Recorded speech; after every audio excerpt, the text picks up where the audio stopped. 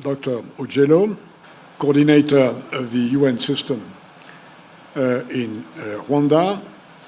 And my question for you is, from your point of view, and you coordinate economic issues, education, health, peace, security, telecoms, and the rest, how do you integrate this digital dimension in what you do here? How much does it matter for what you see as the necessities of economic integration? And maybe you can say a word on one dimension which so far has not appeared in our discussion, which is the necessary skills to get to the level of digitalization which you ambition. Thank you, Mr. Lamy. Honorable Minister, Excellency, it's a real pleasure to be part of this panel. So conceptually, we have a global framework, which is the Sustainable Development Goals. And the logic of the SDGs is that socio-economic transformation of our societies is important for a global order of peace, stability, security, and of course the advancement of individual rights. And the logic underpinning the SDGs is about leaving no one behind. So how do you ensure that the bulk of your citizenry can participate in your own national development process and realize their personal ambition? We look around the world today. We see how social exclusion or economic exclusion, inequalities is creating disruptions at the national level. We see that manifesting even in terms of the politics, national level. So governments are under stress, under tension, because of their lack of dedicated focus to the question of inclusion and addressing inequities. So that's at the conceptual frame. Now, strategically, at the strategic level, you have the UN voice. The UN voice through the Secretary General, through the various organizations of the UN, you were DG of WTO, a fair trade environment that benefits everybody. And today the UN voice has become even much more important as we try to avoid digital appetite. That you have to ensure that the systems that have enabled other countries to prosper and transform are available to the rest of the global community, including people at the local level. Part of the UN voice, of course, is also recognizing that the question of peace and security is fundamental to the socio-economic transformation of our societies.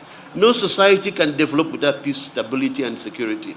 And so addressing the security threats we see in our region are important to creating the opportunities for trade and investment. Mr. Wencha talked about the length of time it takes to move goods from one country to the other. Imagine if we had peace and you had road construction across most of the continent. You could actually drive by road from here all the way to Western Africa. I gave him the example at breakfast of my Kenyan friends in 2010 during the World Cup in South Africa, driving by a road from Nairobi to South Africa, because it was peaceful and the road network exists.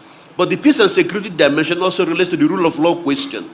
What is your assurance that the judicial mechanisms in one country can offer you fair justice when you dispute with either your importer or your exporter, that you can arbitrate disputes and find fair solution to everyone? So it gives confidence in the national processes. So the peace and security, rule of law, justice dimensions are just as important.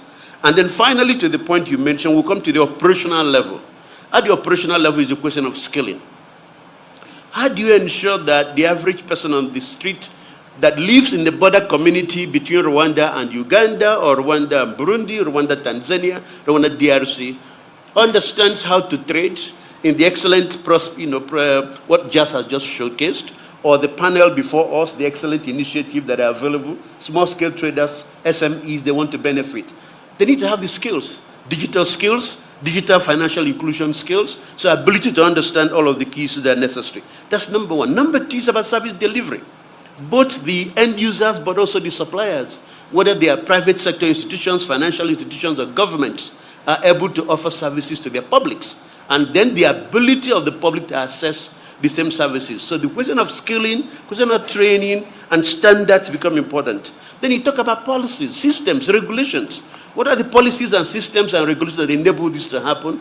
But also to create the information and awareness that people in the society can benefit, working through the various platforms of organizations for SMEs, for private sector, and all of those. And then the last point then, of course, I want to mention it's the question that I think everybody's mentioned about the non-stop borders. So working with the European Union, for example, in a number of countries, strengthening the border regime. The sad reality is that right now, most of our countries are focusing on the politics when they should be focusing on the economics. And the logic of European Union integration is that Europe killed itself for more than 300 to 400 years. They were at war with each other until Europe realized that the economics is what creates incentives. It creates a motivation to protect the peace because you have joint investments.